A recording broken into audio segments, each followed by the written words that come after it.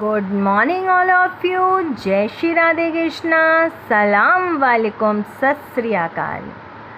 आप सभी का मैं सताक्षी उपाध्याय अपने इस गुरु वशिष्ठ मास्टरमाइंड क्लास में स्वागत करते हैं। वेलकम है आप सभी का और आप सभी को मैं दिल से धन्यवाद भी देती हूँ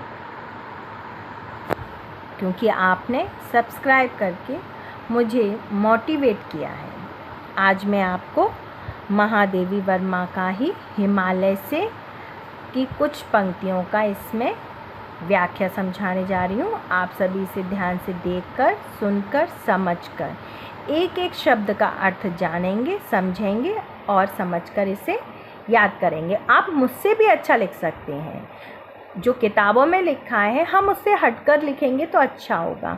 हम मदद ले सकते हैं किताबों की, मास्टरमाइंड की, हर चीज़ की, पर जो हम खुद लिखेंगे उसमें एक अलग ही बात होगी, एक अलग नई चीज़ निकल के आएगी, एक नई व्याख्या की खोज होकर आएगी जो कि समझ में भी आएगी, सरल भी होगी, जो क्योंकि वो अपने शब्दों के द्वारा होगी।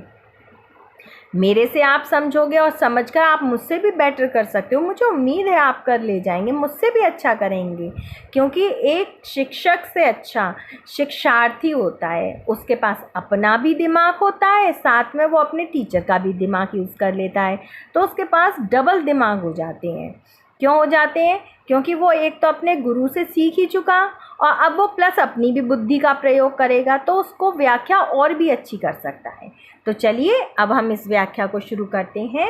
यहाँ पे महादेवी वर्मा अपनी मन की इच्छा को, अपनी हार्दिक यानी कि मन की इच्छा को, मन की भावनाओं को व्यक्त करते हुए, मनोकामनाओं को व्यक्त करते हुए हिमालय से कहती हैं, संबोधित करके हिमालय से कहती हैं कि हे हिमालय। महादेवी वर्मा जी कहती हैं कि हे हिमालय, मेरी तो हार्दिक अभिलाषा या मनोकामना या इच्छा यही है कि, अब देखो, यही है कि मेरे जीवन का आज मूक, मेरे जीवन का जो मूक है यानी कि मौन जो मैंने धारण किया हुआ है, जो मेरी मौन भावनाएं हैं, जो मेरी मौन हृदय की भावनाएं हैं, जिनको मैं व्यक्त नहीं कर पा रही हूँ, केवल जिनको मैं समझा नहीं पा रही हूँ। कभी कभी ऐसा होता है ना कि हम अपनी फीलिंग को, अपनी भावनाओं को समझा नहीं पाते सामने वाले को, तो बस वो यही कह रही हैं कि मेरे हृदय की, मेरी मनोकामना ये है, मेरी हार्दिक इच्छा ये है कि मेरे जीवन की जो आज की परिस्थिति है, उसकी जो मौन भावना है, वो तेरी छाया से हो मिलाप।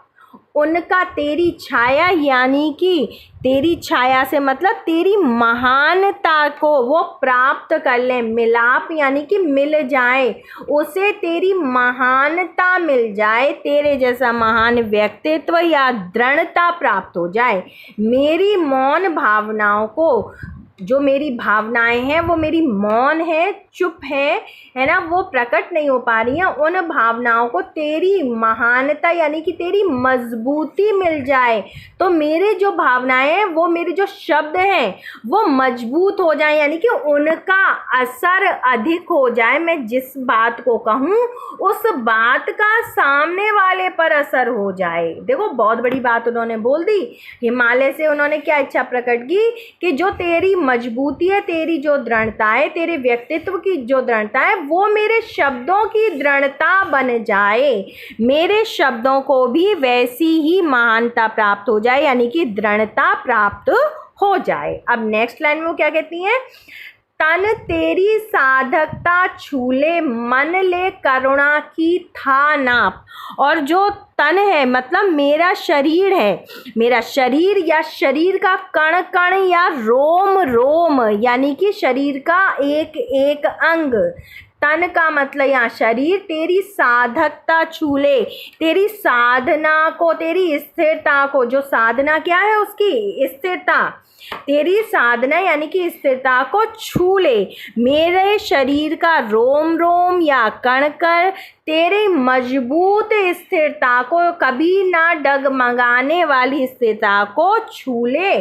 मन ले करुणा की था नाप, और मेरा मन तेरे करुणा भरे हृदय की था, यानी कि था कहते हैं सीमा को, नापना मतलब नापना।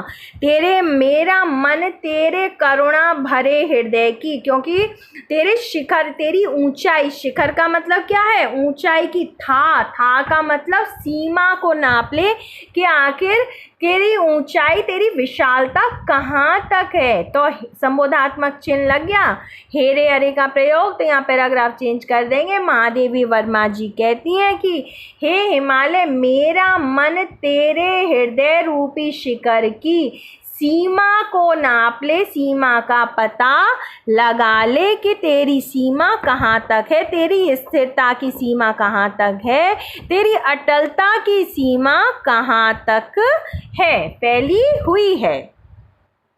तेरा प्रताप कहाँ तक फैला हुआ है, तो वहीं तक मेरे शब्दों का भी प्रताप फैल जाए। ठीक है, जहाँ तक तेरी साधना का प्रताप फैला हुआ है वहीं तक मेरे शब्दों की दृढ़ता, मजबूती या प्रभाव हो जाए। ठीक है, अब वो नेक्स्ट लाइन में क्या कहती हैं, उर में पावस द्रग में विहान। उर का मतलब हृदय में, पावस का मतलब होता है वर्षा ऋतु। मेरे हृदय में भी वर्षा ऋतु प्रवेश कर जाए, वर्षा का निवास हो जाए, यानी कि मेरे मन में भी वर्षा का निवास होना, यानी कि आंसू आ जाना। आंसू कब आते हैं, जब हम करुणा से भर जाते हैं, किसी का दुख सुन लेते हैं, किसी की पीड़ा, किसी के कष्ट को सहन सुनते हैं, तब हमारी आंख उसके लिए क्या होती हैं, रोने लगती हैं। तो पावस का मतलब वर्षा ऋतु से मतलब है मेरे हृदय में वर्षा का निवास हो, अर्थात का मतलब अब यहाँ पे क्या हो जाएगा, मेरे हृदय में करुणा का सागर बन जाए, यानी कि दूसरों के कष्टों को, पीड़ा को देखकर मुझे भी कष्ट और पीड़ा का अनुभव होने लग जाए। ठीक है, द्रग में विहान कहते हैं दिन को, प्रभात को, और मेरे द्रग का मतलब होता है नेत्रों में क्या कर जाए, प्रवेश कर जाए। क्या, दिन का प्रातःकालीन उजाला, यानी कि मेरी आंखों में चमक या प्रातःकालीन उजाला का निवास हो जाए। कहने का मतलब क्या है, मेरे नेत्रों के आगे सच्चाई, ज्ञान का उदय हो जाए, ज्ञान मेरी आंखों के सामने आ जाए। रोशनी, प्रकाश का मतलब क्या होता है, हमें ज्ञान प्राप्त हो गया, हमारे सामने सच्चाई का आ जाना। तो मेरे हृदय में प्रभात कालीन सौंदर्य का निवास हो जाए, अर्थात मैं भी आंधी तूफान कष्टों में, आंधी आ जाए, तूफान आ जाए, कष्टों, कोई भी कष्ट आ जाए, उसको तेरी तरह ही झेलकर अटलता पूर्वक बनी रहूं और मैं कभी अटलता का त्याग ना करूं। जैसा कि तेरा महान व्यक्तित्व है सुख दुख में समान रहने का, वैसा ही मेरा भी व्यक्तित्व समान हो जाए, मैं भी सुख दुख में समान हो जाऊं और मेरे नेत्रों में, यानी कि मेरे अंदर, मेरी आँखों में ज्ञान का प्रवेश हो जाए। ठीक है, अब आ जाता है हमारा काव्यगत सौंदर्य। अब देखो सीधी सीधी बात है, महादेवी वर्मा जी ने अपने व्यक्तित्व को हिमालय के व्यक्तित्व जैसा विशाल, है ना, भव्य और करुणा का सागर बनाने की इच्छा प्रकट की है, यानी कि चेष्टा की है। भाषा हमारी वही रहेगी साहित्यिक हिंदी, क्योंकि बहुत अच्छे अच्छे वर्डों को लेके आए हैं, शब्दों को लेके आए हैं। रस में क्या है कि भाई वो प्राप्ति तो कर रही है कि मैं ये चाहती हूँ कि ऐसा हो जाए, मेरे अंदर ये प्रवेश कर जाए, मेरे अंदर वो प्रवेश कर जाए। तो रस तो हो गया शांत। हम प्रार्थना करते हैं, किसी से भी प्रार्थना करते हैं, पूजा पाठ, प्रार्थना का मतलब पूजा, प्रे करना।